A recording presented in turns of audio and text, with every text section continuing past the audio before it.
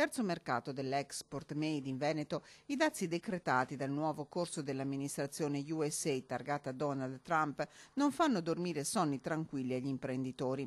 Se per ora i 2 ordini esecutivi firmati dal presidente americano si limitano a 90 prodotti, il futuro resta incerto. Noi nel 2016 abbiamo esportato negli Stati Uniti quasi 5 miliardi di euro di prodotti, soprattutto macchinari, occhialeria, tessile, abbigliamento, calzature, mobilio, bevande, quindi praticamente tutti i nostri settori, i principali distretti sono coinvolti. Un momento delicato per l'economia dei paesi dell'Unione Europea che devono capire cosa accadrà dopo l'entrata a regime della Brexit e che già vivono le penalizzazioni dell'embargo nei confronti della Russia.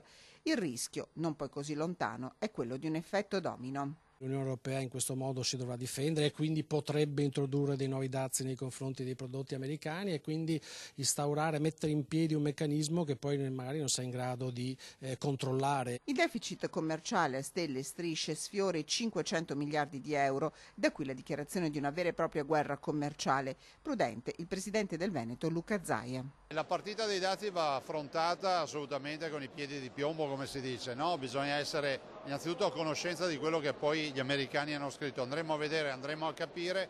Ovvio è che a noi non piace aver problemi nell'esportazione dei nostri prodotti, però è altrettanto vero che vorremmo prima capire cosa ha deciso il governo degli Stati Uniti.